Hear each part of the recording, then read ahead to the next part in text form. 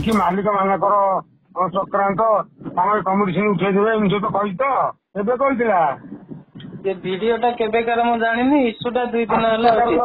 एबे कौन गला कहीं बुझे जदि कही 2 दिन बाहर ସେଇଟା ତା ବାହାର ଥାନ୍ତା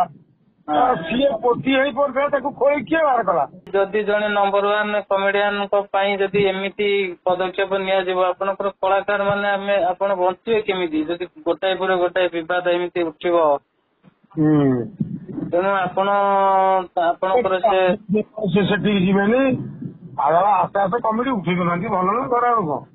ଆସ୍ତେ ଆସ୍ତେ ସିଏ କହିକି ଭୁଲ କରିଛି ନା ଆସ୍ତେ ଆସ୍ତେ ଲେଖି ଯୋଉଦିନ ନ ଲେଖିବେ ସେଦିନ ଛାଏ କମିଟି ଉଠିଯିବ ସେଥିରେ କଣ ଅଛି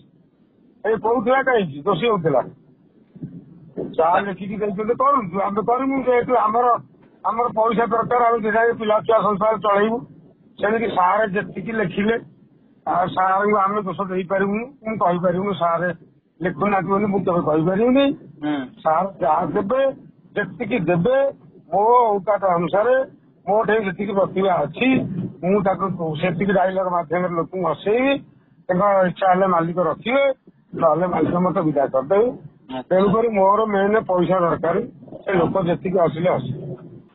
କଣ ଦେଖା ଏବେ କଥା ବାଡେଇଦେଲି ନା ମାରିଦେଲି ସଞ୍ଜନା କହିଥିଲା ଭୁଲ ମାଗିଦେଲା ଆଉ ଅସୁବିଧା ସାର୍ ତ କହିଛନ୍ତି ଆମରି ଛୁଆଟା ଯଦି ହକି ଦେଇଛି ଜଗ ଉପରେ ଆଉ କଣ ଜଗ କାଟିଦେବା ଆଉ ମିଡିଆରେ ଭୁଲ ମାଗୁ ଗୁରୁ ମାନଙ୍କୁ କାହିଁ କହୁଥିଲେ ତାଙ୍କର ଲିଖନୁ ଆମେ ଆଜି ମଣିଷ ମୁଁ କହିବି କିଶୋର ଖଣ୍ଡୁଆଳ ଲେଖାଙ୍କ ଯୋଗୁ ବେକାରୀ କିଲୋ ଓଡିଶାର ଲୋକ ଚିହ୍ନିଛନ୍ତି ମୁଁ ତାକୁ କରିପାରିବି ନାହିଁ କହିପାରିବିନି କି ଗୁରୁ ମୋ ପାଇଁ ଲେଖିନାହାନ୍ତି ବୋଲିକି ଗୁରୁଙ୍କ ଲେଖାରୁ ମୁଁ ଆଜି ହାଇଲାଇଟ୍ ହେଇଛି କି ଆପଣ ଚିନ୍ତିତ କି ଓଡିଆ ଭାଷା ଚିହ୍ନିଛନ୍ତି ସେଇ କିଶୋର ଖଣ୍ଡୁଆଳ ଲେଖା ନିର୍ଦ୍ଦେଶନା ମୋର ଗୁରୁ ସେଇଟା ଯେତିକି ସାରେ ଦେଇଥିଲେ ସେତିକି ତୁ ଶାନ୍ତି ହେଇଯାଇଥାନ୍ତୁ ଆଉ ଦୁନିଆ ତ ସିନି ବାହାରୁଛି ତମର ଫେର କହୁଥିଲ କାହିଁକି ଯୁଗ ବର୍ତ୍ତମାନ ସୋସାଇଟି ସେଇଆ ହେଇଯାଇଛି ଯାତ୍ରାପାଟି ବର୍ତ୍ତମାନ ସେଇଆ ହେଇଯାଇଛି ସେ ଯେତିକି ଲେଖିବା ଦେବୁ ସେତିକିରେ କରିଦେବି ପଇସା ଘଟକ ବର୍ଷକର ପୁରା ଓକେ ଦରକାର ତାର ଅସଲ ଅବଶ୍ୟ ନାହିଁ କାହିଁ ସେ କଣ୍ଟ୍ରୋଭର୍ସି ଯିବି କାହିଁ ପଦେ କହିବି କାହିଁକି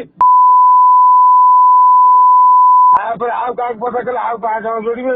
ଏମିତି ଚାଲିବ ତେଣୁକରି ବର୍ଷକର ପଇସା ଦରକାର କ ଫ ଗ ଲେଖନ୍ତୁ ଚାଲିବ।